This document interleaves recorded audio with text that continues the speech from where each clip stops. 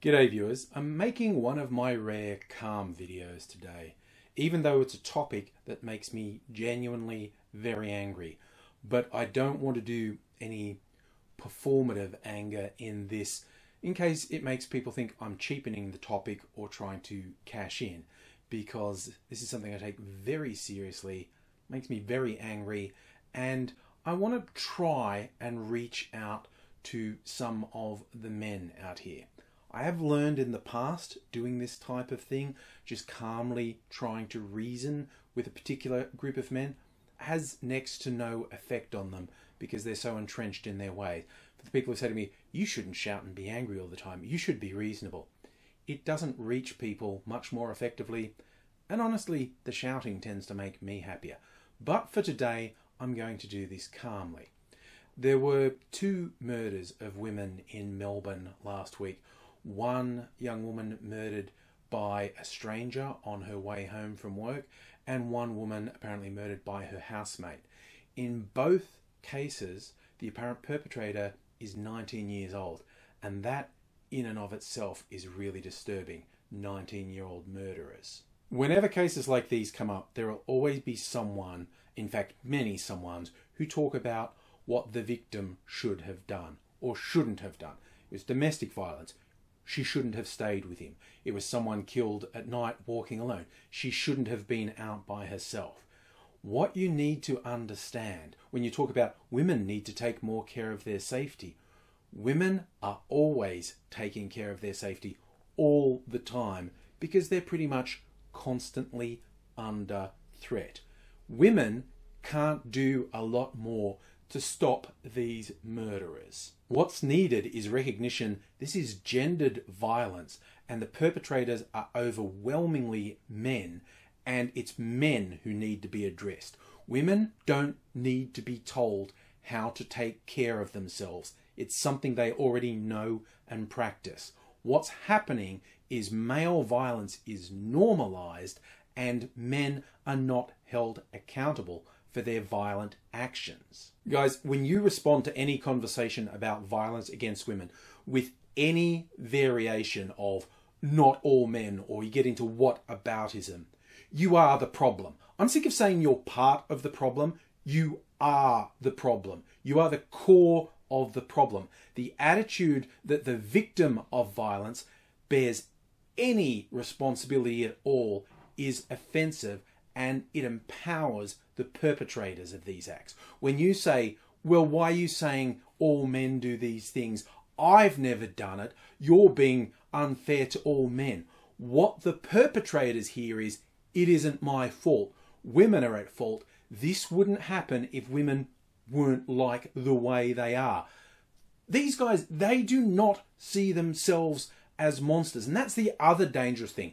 The othering of murderers and rapists, saying, oh, only some evil monster will do that. So why is it when convicted rapists and murderers, particularly in high profile cases, are convicted and are up for sentencing, you get people giving testimonials on their behalf, and you hear the same phrases over and over? This isn't the man I know. You know what? It is. And that's the entire problem right there. That is the man you knew. That is always who he was. And the idea that the perpetrators of violent rape or murder need to be defended because you think they're essentially good, that is the entire problem.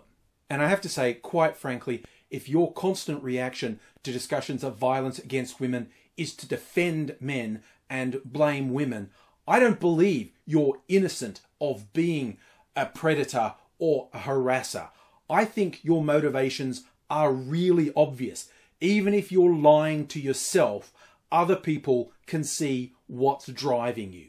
If you've ever got a girl drunk so she couldn't put up resistance, you're a rapist. If you've ever pressured a woman who repeatedly said no, that's sexual assault, if not rape. If you have ever bothered a complete stranger in public, you're not being friendly, you're not trying to get to know someone, you're an harasser, and that is a seriously threatening act. If there are women in your life that you care about and they've never told you what it's like when a stranger wolf whistles or cat calls them, if they've never told you how terrifying it is when they're sitting reading a book or have headphones in with the sign "Don't bother me," and a man literally takes the book out of their hand, takes the headphones out of their ears to say, "Hey, you need to talk to me."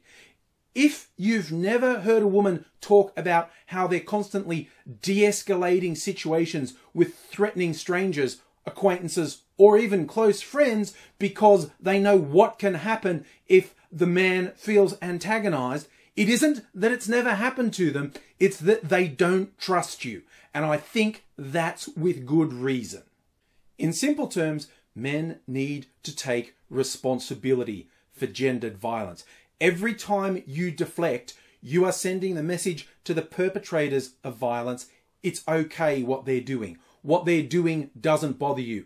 It's more harmful to criticize men than it is to try and do something about male violence. And say anything ridiculous like, most of the victims of murder are men. Yes, at the hands of other men. It's never a thing of, oh, but men.